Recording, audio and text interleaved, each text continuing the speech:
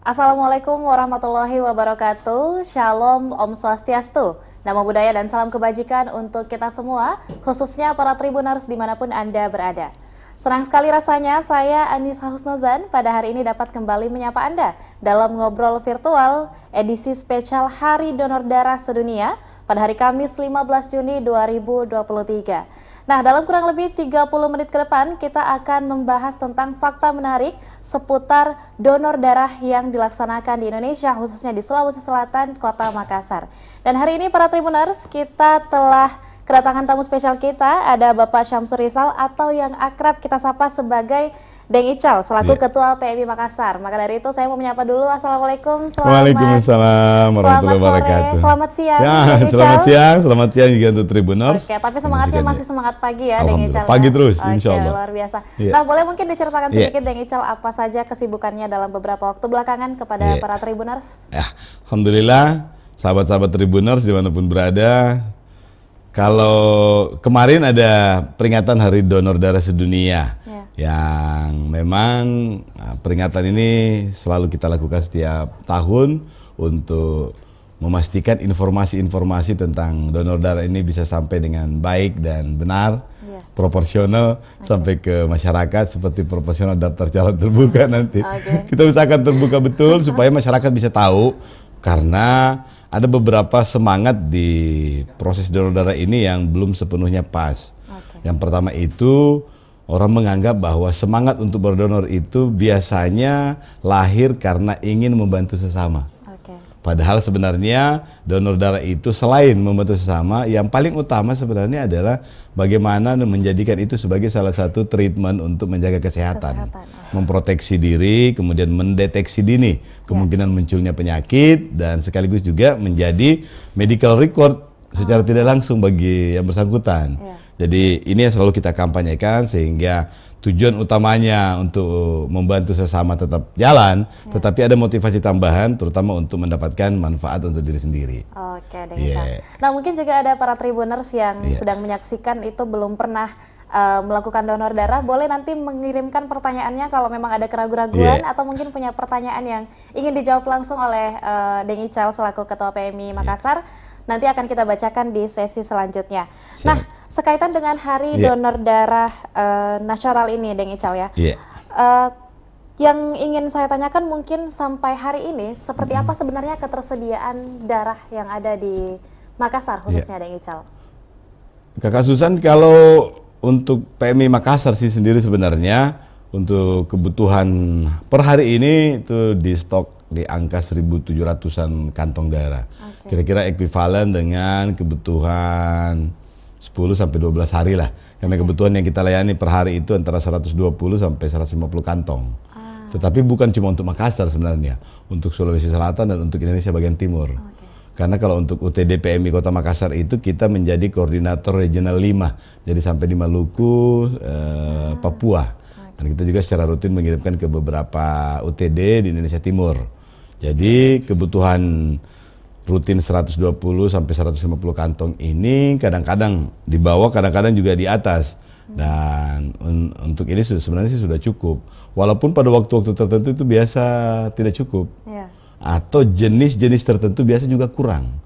Jadi logikanya dari 100.500 lah misalnya stok, ini kita bagi ke 6 jenis produk.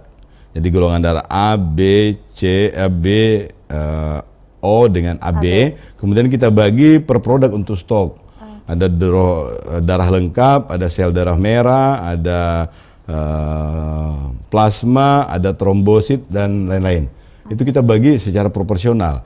Nah, biasa dalam kebutuhannya ada salah satu jenis golongan darah atau salah satu produk dalam jenis tertentu itu yang tiba-tiba membludak. Tiba-tiba ada yang leukemia, tiba-tiba ada yang operasi jantung, tiba-tiba ada yang melahirkan agak-agak banyak misalnya, sebelumnya tidak berkoordinasi, misalnya ada sesar yang bersamaan. Nah, ini golongan tertentu kadang-kadang menjadi berkurang. Nah, inilah yang selalu kita antisipasi dengan donor darah on call. Dan banyak teman-teman organisasi sosial yang membackup kita, termasuk beberapa instansi memang yang selalu menyiapkan diri untuk menjadi pendonor cadangan. Oke, luar biasa. Gitu Kakak Susan. Nah, berarti memang Deng Ical Iya. beberapa jenis penyakit ataupun mungkin kebutuhan lain dari suatu penyakit yang diderita oleh pasien itu biasanya memang berbeda penyakitnya, maka berbeda juga jenis darah dan juga jenis produk yang tadi Deng Ical sampaikan ya. Nah, di sini dilansir dari utdppmi.or.id saya mendapatkan info bahwa ternyata saat ini terdapat kurang lebih 60.000 liter plasma yang terbuang setiap tahunnya. Nah, plasma darah ini sebagai salah satu bentuk produk ya, Deng Ical. Bagaimana mungkin dijelaskan tentang kejadian ini, kenapa sampai bisa sebanyak itu terbuang dan menjadi residu? Ya, jadi memang untuk plasma sendiri ini di Indonesia itu belum memiliki dasar hukum untuk mengkonversi menjadi obat atau untuk mengkonversi menjadi produk-produk yang bisa digunakan. Di beberapa negara, terutama di Amerika, di Filipina, kalau di Asia itu satu kantong darah itu sudah bisa diproses menjadi 20-an sampai 30-an jenis produk. Nah, kalau kita di Indonesia itu baru 7. Nah, kenapa? Karena memang di beberapa negara itu sudah membolehkan. Kalau kita itu belum membolehkan makanan atau produk tertentu yang berasal dari darah. Nah, karena mungkin masih berpedoman pada syariat Islam, jadi masih ada beberapa. Nah, inilah yang sementara dikoordinasikan terus dengan Majelis Ulama Indonesia bersama dengan Kementerian Kesehatan dan PMI, sehingga alhamdulillah tahun ini kita sudah dimulai untuk bersiap menggunakan plasma tadi. Jadi yang 60.000 ini kita usahakan jangan biarkan terbuang. Karena setiap kantong yang terbuang itu, yang tadi 60.000 itu, maka ini menjadi beban PMI untuk memusnahkan.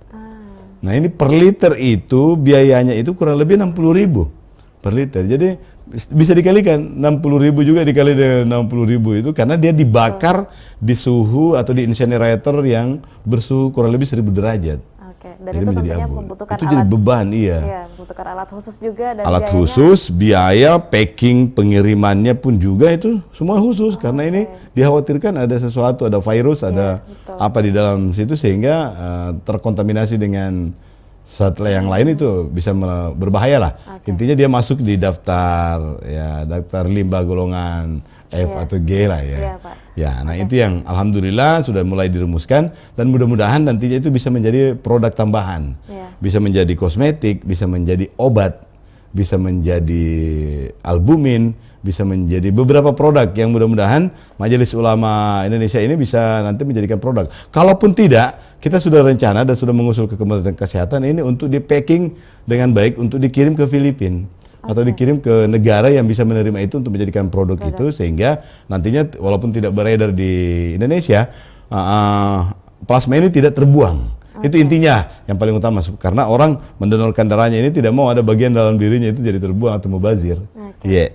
Nah, satu mungkin juga yang menjadi banyak pertanyaan dari para Tribuners Deng Ical bahwa jika PMI menjadi salah satu lembaga yang sangat rutin menggelar kegiatan donor darah, bahkan di Kota Makassar sendiri ada posko PMI Kota Makassar yang merupakan layanan kemanusiaan PMI juga yang menyediakan posko-posko yang melakukan donor darah dari waktu ke waktu. Nah, lantas kemudian apakah secara alur pendistribusian donor darah itu memang dari PMI Makassar sendiri itu membuka langsung untuk pasien mengambil atau mungkin mengambil darah dari PMI langsung atau harus melalui rumah sakit atau seperti apa Deng Ical? Banyak cara. Jadi boleh juga pasien langsung yang mengambil, boleh juga melalui bank darah rumah sakit, boleh juga di tempat operasi yang memang sudah berizin. Jadi sudah ada kerjasama dengan kita. Intinya adalah SOP-nya darah yang keluar dari Palang Merah itu sampai ke proses transfusinya nanti itu mesti ada kendali mutunya sehingga tidak berkurang. Itu yang penting. Bahkan kita juga sudah merancang kerjasama dengan ada online sehingga nantinya packingnya itu tidak perlu keluarga pasien yang datang, dikirim di sana dengan cool box yang sudah terstandarisasi, nanti dikirim ke rumah sakit atau di tempat operasi. Nah, lalu Deng Ical yang kemudian menjadi pertanyaan dari para Tribuners juga bahwa kenapa kalau misalnya kita melakukan donor darah itu tidak ada biaya atau katakanlah gratis. Tapi kemudian kalau kita ingin mengambil darah di PMI lalu kemudian ada biayanya. Nah, itu mungkin boleh dijelaskan kepada para Tribuners. Jadi memang itu salah satu hal yang selama ini belum sampai betul informasinya dan berkali-kali kita memang sudah kampanyekan Walaupun dengan segala keterbatasan itu kita belum bisa kampanye besar-besaran karena kita juga keterbatasan anggaran. Seperti tahun ini di RAB-nya kita itu kita masih minus kurang lebih 9 miliar untuk tahun 2023 ini, dan mesti kita carikan donasi dan usaha-usaha yang lainnya. Jadi sebenarnya darah di PMI itu sama sekali tidak berkaitan langsung dengan harga. Jadi tidak ada darah di PMI atau proses di PMI itu yang dikonversi menjadi uang. Jadi yang dibayarkan oleh BPJS sebesar 360 itu namanya BPPD, biaya pengganti pengolahan darah. Karena setiap darah yang diolah di PMI itu sesuai dengan standar yang dikeluarkan oleh WHO dan Kementerian Kesehatan, itu kira-kira biayanya 528.000 per kantong. Per kantongnya? Iya, biayanya. Nah, pemerintah cuma membolehkan kita untuk menarik BPPD atau biaya pengganti pengolahan darah itu sebesar 325.000 kita di Kota Makassar, di cover oleh BPJS itu 360.000. Nah, ini biaya ini terhitungnya itu mulai di 2013. Itu belum pernah direvisi. Nah, sekarang sudah 2023. Tahun kemarin di 2022 awal itu sudah dihitung oleh PMI dan Kementerian Kesehatan itu bahwa komponen biaya yang mesti disiapkan untuk biaya pengganti pengolahan darah itu kurang lebih 528.000. Jadi mesti di-update lagi. Paling tidak 528.000 itu untuk memastikan kualitas darah itu tidak turun atau sesuai dengan standar BPOM atau Badan POM itu sesuai dengan standar CPOB, cara pembuatan obat yang baik. Karena itu sudah termasuk kategori obat sehingga betul-betul harus terstandarisasi. Iya, terlebih lagi darah ini adalah salah satu unsur yang sifatnya mungkin cukup sensitif ya Pak. Sangat, iya betul. Begitu salah dalam pengolahannya maka kemudian akan ada peluang munculnya penyakit atau mungkin dan paling tidak kualitasnya berkurang. Iya, jadi sekalian nih Kakak Susanto, jadi untuk menjelaskan kenapa mesti muncul 528 tadi dia. Mulai dari kantong darahnya. Kantong darahnya itu sudah bertipe yang betul-betul sudah terstandar internasional. Makanya kalau kita mohon maaf di aftaf, ditusuk jarum itu sudah tidak terasa sama sekali ada proses mengalir darah. Kenapa? Karena suhu kantong dengan suhu badan itu sudah relatif sama. Jadi hampir tidak ada sama sekali rasa. Jadi cuma kita rasakan pada saat jarum. Itu pun juga sebentar sekali. Bahannya pun juga itu sangat ya diperhatikan sehingga hampir tidak terasa nyeri. Ya kalau kita coba nanti. Nah mulai dari kantong itu harganya sudah 100-an lebih. Kemudian diproses uji saring. Kemudian proses cross match itu sampai penggunaan reagen penyakit hepatitis B, reagen penyakit hepatitis C, sipilis, HIV AIDS, dan proses centrifuge-nya. Proses di laboratorium itu yang kira-kira biayanya itu mendekati angka-angka 150 sampai 200.000. Jadi totally itu sampai di maintenance pendonor, kemudian beberapa operasional yang lain, akhirnya diusulkan oleh PMI dan bersama-sama dengan Kementerian Kesehatan memang 528.000 baru cocok. Betul. Dialokasikan. Alhamdulillah walaupun kita kurang, kita juga dapat subsidi dari pemerintah kota. Saat ini kurang lebih 2 miliar rupiah walaupun memang masih butuh, dan mudah-mudahan ada donasi dari tempat lain dan usaha-usaha yang dilakukan oleh teman-teman di PMI. Oke. Terlebih lagi darah ini adalah salah satu mungkin unsur yang memiliki peranan penting bagi tubuh ya kayak. Makanya untuk seharga seperti itu mungkin artinya tidak begitu mahal untuk membeli sebuah kesehatan, untuk membeli kesempatan hidup dengan sehat ya. Betul. Ya. Tapi kita juga tidak pernah bilang harga karena ini memang bukan sama sekali harga. Tidak terkait dengan darahnya. Tetapi bagaimana darah ini terproses dengan higien baik dan tidak mengurangi. Tidak mengurangi kualitasnya. Oke, berarti jelas ya para Tribuners bahwa yang kita beli itu bukan darahnya, melainkan adalah prosesnya, orang-orang yang mengerjakan prosesnya, dan juga alat-alat yang digunakan dalam menjaga kualitas darah sampai ke pasien, sampai untuk diberikan kepada pasien. Nah lalu mungkin Deng Ical yang jadi pertanyaan juga adalah bahwa ternyata sampai hari ini tuh cukup masih banyak beredar di media sosial biasanya info-info terkait dengan aktivitas penggolongan donor darah. Apakah memang stok darah di PMI ini selalu cepat habis atau seperti apa? Karena biasanya saya juga tidak jarang melihat ada teman atau rekan yang membuat status ibunya kekurangan darah golongan ini atau seperti ini. Seperti apa mungkin? Misal? Jadi apa yang beredar banyak di media sosial itu sebenarnya benar, tetapi tidak separah itu. Jadi namanya di media sosial, di posting hari ini, beredar, sudah tertangani. Kadang-kadang saya 2 hari kemudian baru dapat. Oke. Oh sudah Mi, alhamdulillah sudah Mi 2 hari lalu. Oh iya, saya teruskan ya Deng. Oh iya, sip, ya enggak masalah. Tapi karena prinsipnya itu kita anggap sebagai sebuah bentuk kepedulian lah. Dan memang sudah ada bank pendonor yang kita sudah susun. Walaupun dalam faktanya memang kadang-kadang kita kekurangan. Maksudnya begitu dia masuk, maka kita kemudian langsung memproses dan menyebarkan ke relawan-relawan yang sudah terdaftar. Langsung kita grup langsung ke personal, karena kita sudah punya banknya para pendonor yang memang termasuk dalam kategori donor on-call. Ada beberapa yang tidak pas pemahamannya. Salah satunya itu ada keluarga yang baru datang ambil pengantar dari rumah sakit, mau operasi cepat kok ini, padahal ada komunikasi antara rumah sakit dengan Palang Merah. Di situ juga tertulis di pengantarnya persiapan ini bisa dipakai bisa tidak. Kemudian bisa dipakai hari ini, bisa dipakai besok atau kapanpun tim dokternya ini siap. Jadi ini cuma persiapan. Kadang-kadang yang bersangkutan ini karena dapat pengantar, tidak terkomunikasi dengan baik, datang di Palang Merah langsung minta, ijangki. Karena kalau kita minta ke ini kemudian tidak terpakai, ini rugi semua orang. Betul. Rugi biaya, rugi lagi produknya, rugi kasihan pendonor sudah berniat baik tetapi tidak terpakai darahnya, dan darah itu pun mesti dimusnahkan. Yang kedua, kadang-kadang ada orang datang, lama sekali menunggu Deng. Sudah 1,5 jam, mau 2 jam itu. Sabar Magi, karena itu memang pertama belum mau dipakai. Karena komunikasi Ji. Komunikasi Ji. Karena ada tunjuk pengantarnya di situ bahwa ada yang persiapan, ada yang segera, ada yang sito, yang mesti harus. Nah, itu didahulukan. Jadi ada proses komunikasi. Kadang-kadang karena yang datang ini tidak mengerti, selalu bilang, wah ini sudah 3 tahun kita, 3 bulan ini atau 3 jam ini kita ngantri. Padahal enggak, memang prosesnya itu belum didahulukan, belum diproses. Itu sudah disampaikan, tetapi yang bersangkutan kadang-kadang tidak ngerti, kadang-kadang juga ikut antri. Kemudian yang ketiga itu kadang-kadang ada yang merasa bahwa kalau ditelepon Ki Deng Ical atau ditelepon Ki Pak Wali atau ditelepon Ki Pak JK bisa lebih cepat. Padahal itu sama sekali tidak boleh. Jadi di loket itu kemudian begitu masuk pengantar, maka sudah tidak ketahuan siapa yang endorse, siapa yang minta. Itu diproses sesuai dengan administrasi SOP di laboratorium. Siapa yang duluan yang butuh itu yang didahulukan. Jadi bukan siapa yang duluan datang, tapi siapa yang duluan butuh. Yang mana pengantarnya itu sifatnya sito, sifatnya segera atau persiapan. Jadi biar Deng Ical telepon 17 kali di situ hampir tidak ada pengaruh.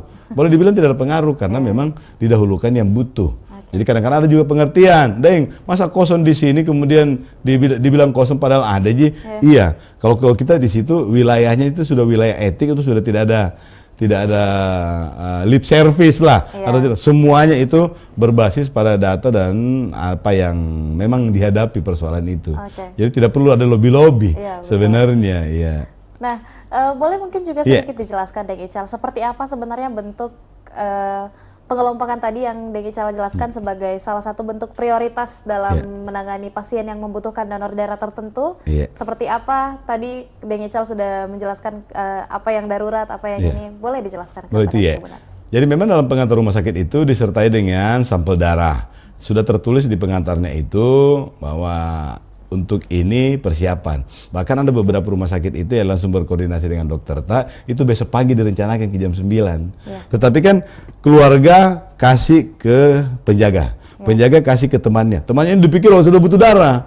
Nah, itu yang kadang-kadang. Jadi penggolongan dari tergantung dari status akan dipakainya ini. Jadi kalau sito itu sementara dalam keadaan operasi tiba-tiba terjadi sesuatu, itu butuh darah segera. Maka ini dahulukan. Yang lain ini mohon maaf, bukan dicuekin, tetapi memang depending untuk melayani yang ini.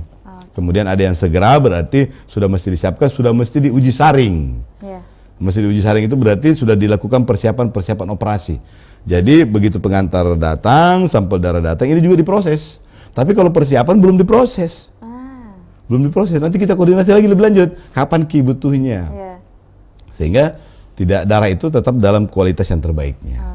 Nah, satu juga mungkin yang menjadi pertanyaan adalah, kan tadi saya sudah mention ya Deng Ical bahwa ada beberapa kasus di mana beberapa masyarakat itu memilih untuk dengan cepat membuat statusnya atau menginformasikan bahwa mereka butuh sekian liter atau mungkin beberapa banyak darah untuk golongan darah tertentu. Lantas apakah seperti itu memang boleh prosesnya ketika sudah mendapatkan pendonor, Iya. lalu ada orang yang membutuhkan darah, itu dapat langsung diproses juga ataukah seperti apa prosesnya, Deng Ical? Kakak Susan dan Tribuners, jadi itu juga boleh. Jadi di Palmera itu memang ada darah umum, ada darah karantina. Nah, darah karantina itu biasanya kita kategorikan, jadi ada darah berasal, jadi sumbernya ini ada pendonor sukarela, ada pendonor keluarga. Nah, pendonor sukarela itu dimasukkan di kategori stok umum. Siapa saja boleh mengakses. Tapi ada juga yang pendonor keluarga. Memang ada ibunya, kakaknya mau melahirkan, dia datang. Saya mau berdonor untuk keluargaku. Jadi itu namanya karantina. Itu disimpankan untuk pasien tertentu. Tetapi kita kasih waktu kapan kita mau pakai.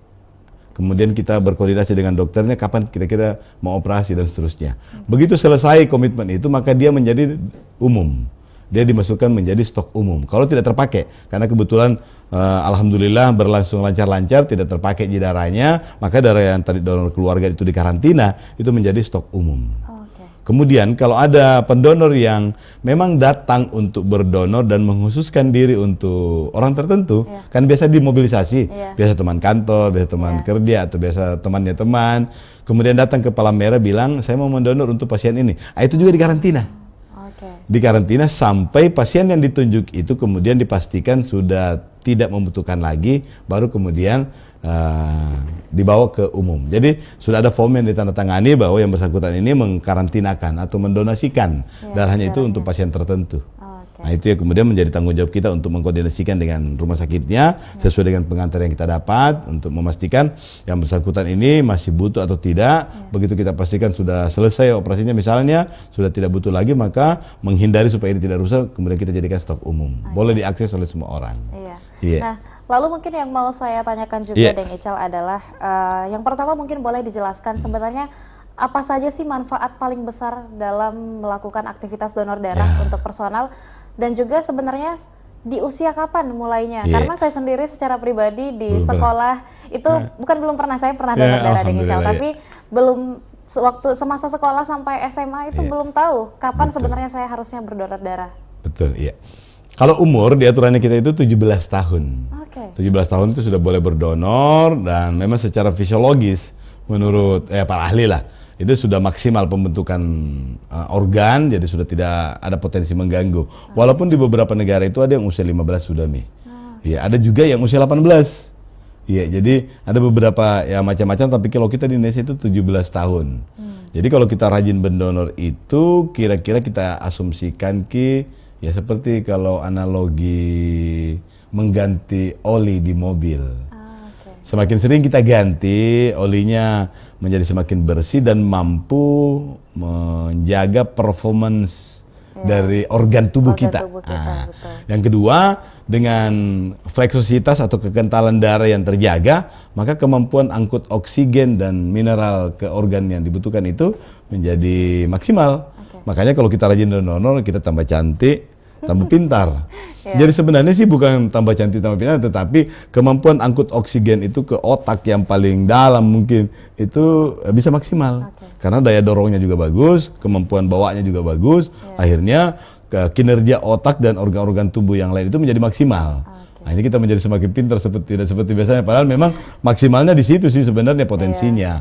Kemudian organ juga demikian, termasuk bagaimana menjaga kulit. Makanya dokter kulit itu banyak juga yang merekomendasikan rajin donor. Kenapa? Karena proses pergantian sel-sel kulit yang rusak itu dengan darah yang lancar, yang bagus itu bisa mempercepat. Jadi ada beberapa manfaat yang barangkali biar dokter spesialisnya yang bisa jelaskan, tetapi kita di Palmera juga bisa merasakan dan sekaligus juga mengkampanyekan bahwa banyak hal positif yang bisa kita dapat dengan berdonor selain untuk membantu sesama. Gitu, nah, Kakak Susan. Jika memang aktivitas mendonor darah ini adalah salah satu hal yang bermanfaat, dalam artian bermanfaat secara sosial, kita bisa membantu sesama tadi, lalu yang terpenting adalah kita bisa menjaga atau mungkin memaksimalkan kesehatan tubuh, seperti itu mungkin, Deng Ical. Lantas menurut Deng Ical sendiri, sebenarnya di lingkungan mana seharusnya yang punya peranan paling penting untuk mengedukasi remaja ataupun juga masyarakat Indonesia terkait dengan pentingnya donor darah ini, Deng Ical? Sebenarnya paling penting di sekolah, di tempat, di pendidikan. Makanya kita punya kader di PMI itu mulai dari SD sudah kita punya kader PMR Mula. PMR Mula, ya. Ya, kemudian ada PMR Madya di SMP, kemudian ada PMR Wira di tingkat SMA. Nanti di perguruan tinggi namanya Korps Sukarela. Nah, di masyarakat juga kita ada beberapa relawan, namanya ada Sibat, Siaga Bencana Terpadu Berbasis Masyarakat, yang memang kita juga sudah ada materi-materi untuk edukasi donor darah. Iya, jadi kita harap mereka sudah mulai akrab dengan donor darah dan sudah mulai menganggap adalah itu adalah bagian dari tanggung jawab sosial kita semua. Iya. Nah, sekaitan dengan aktivitas donor darah sendiri itu kan berarti kita sedang memberikan sebagian kecil dari tubuh kita kepada orang lain. Lantas, bagaimana menurut Deng Ical sendiri apa yang harus dipersiapkan oleh masyarakat jika ingin mendonor darah? Makasih banyak ini yang penting sekali. Yang pertama, istirahat yang cukup. Memang, karena itu di asesmen awal, kalau tidak cukup 5 jam istirahat, langsung jadi ditolak. Jangan mungkin diperiksa, karena pasti metabolisme kita tidak maksimal, dan itu berbahaya untuk pendonor, juga nanti akan menyusahkan pada proses pengolahannya, karena banyak mesti dilakukan. Yang kedua itu adalah kita akan men-screening pendonor yang mengkonsumsi beberapa jenis makanan tertentu yang tidak dibolehkan, termasuk obat. Jadi mulai dari obat, alkohol, narkotika, dan beberapa yang lain yang mengandung itu. Makanya di asesmen di awal itu jangan sampai dia lagi menggunakan obat penenang atau dan lain-lain, itu tidak disarankan dan dilarang untuk berdonor dulu. Sebenarnya bisa saja diterima untuk berdonor kalau dalam rangka pengobatan. Kenapa? Karena darah yang diterima oleh PMI itu mesti diolah dengan biaya yang berkali-kali lipat. Karena semua residu yang ada dalam darah itu mesti diangkat satu-satu. Mesti dibuang satu-satu. Dan biayanya itu bisa mencapai jutaan.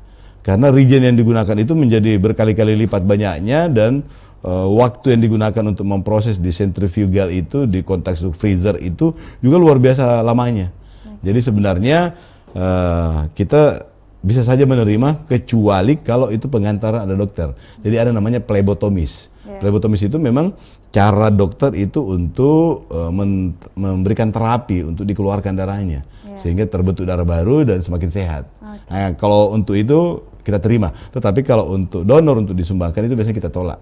Jangan pakai dulu 3 hari setelah konsumsi terakhir baru kita terima Nah, jika memang aktivitas donor darah ini adalah salah satu hal yang cukup penting juga dan krusial dalam menjaga kesehatan tubuh, lalu mungkin yang menjadi pertanyaan besar juga nih Deng Ical, bahwa sampai hari ini kan semua sektor itu bisa dikatakan di Indonesia ini sendiri masih kurang merata sampai ke pelosok, baik itu dari pendidikan dan seterusnya, termasuk juga mungkin masalah edukasi tentang pentingnya menjaga atau mungkin melakukan rutinitas donor darah. Jangankan mungkin untuk mengajarkan kepada anak-anaknya, bahkan mungkin orang tua yang berada di pelosok mungkin juga bisa dikatakan belum pernah atau hanya sekali melakukan donor darah. Lantas apa sebenarnya upaya yang kemudian dilakukan oleh pemerintah sendiri ataupun mungkin juga dari PMI untuk menjangkau daerah-daerah pelosok yang ada di Indonesia, atau mungkin khususnya di Makassar sendiri, Deng Ical? Kalau di Makassar, alhamdulillah hampir semua kelurahan kita sudah punya relawannya. Di sekolah juga itu hampir semuanya kita sudah minta untuk bikin PMR-nya sehingga terdistribusi dengan baik. Bahkan terakhir ini kita sudah mendirikan beberapa sekolah namanya SPAB, Satuan Pendidikan Aman Bencana. Jadi itu kita integrasikan semua kesadaran untuk mengambil peran dan diseminasi nilai-nilai kemanusiaan, termasuk di dalamnya donor darah. Di beberapa kabupaten sih sebenarnya juga dalam struktur PMI itu bagaimana supaya semua kabupaten itu memiliki UTD PMI. Walaupun memang dibutuhkan sumber daya yang luar biasa besarnya, dibutuhkan komitmen pemerintah, dibutuhkan juga komitmen pemerintah daerah untuk menyiapkan anggaran, terutama pembelian laboratorium, penyiapan tenaga, sarana prasarana dan lain-lain, yang mudah-mudahan bisa dijadikan sebagai program prioritas. Nah, ini tergantung lagi prioritas daerah. Tetapi secara nasional, Kementerian Kesehatan juga sudah bekerja sama dengan beberapa kementerian, bahkan sudah ada SK bersama, termasuk dengan Palang Merah, untuk menggiatkan itu tadi, Satuan Pendidikan Aman Bencana.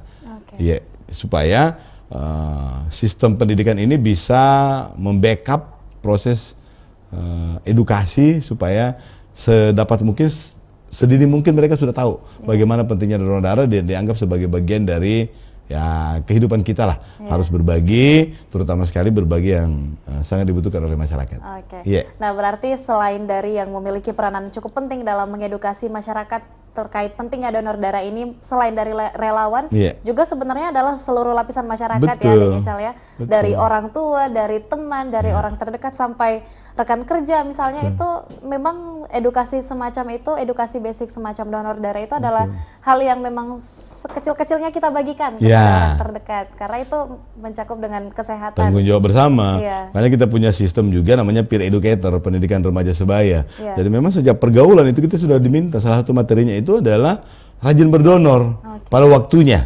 Tetapi kalau di tingkat SD SMP itu di usaha kesehatan sekolah itu memang disampaikan informasinya, tetapi memang menunggu waktunya. Nah itu tadi umur 17 tahun. Biasanya SMA di kelas 3 atau menjelang tamat baru berusia 17 tahun, baru kemudian boleh berdonor.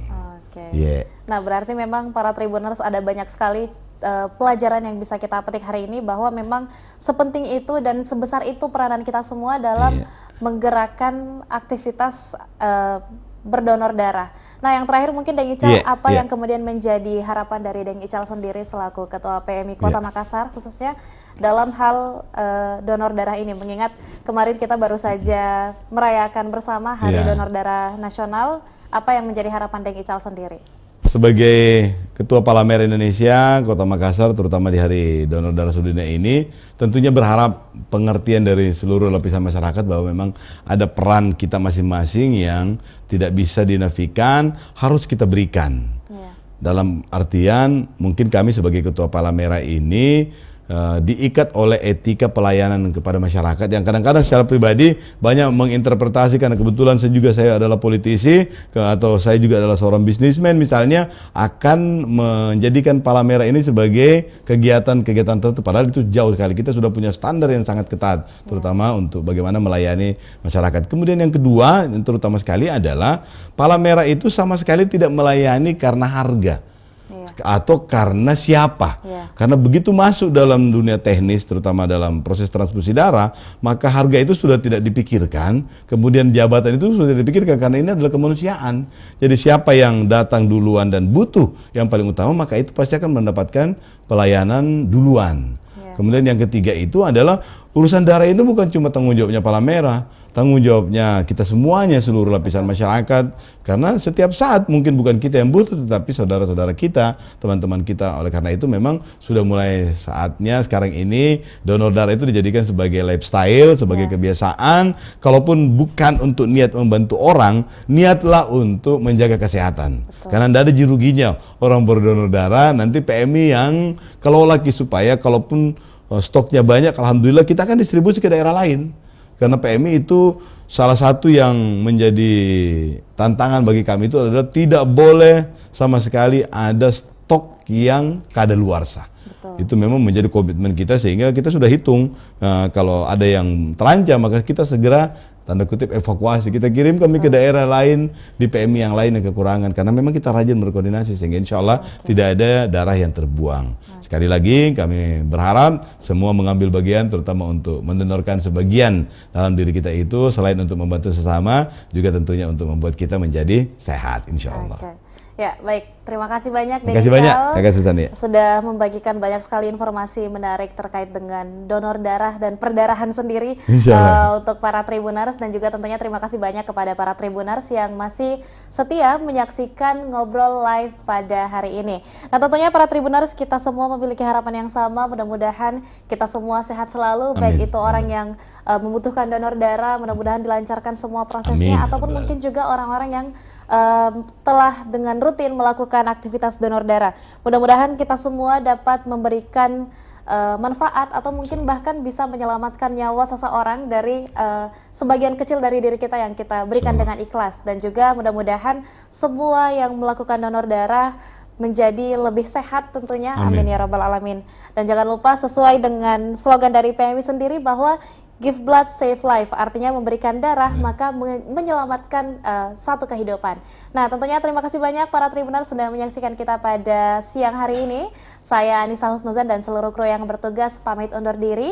Dan bila ada salah kata, mohon dimaafkan dan jangan lupa saksikan program lainnya hanya di kanal YouTube dan juga Facebook Tribun Timur. Mata lokal menjangkau Indonesia.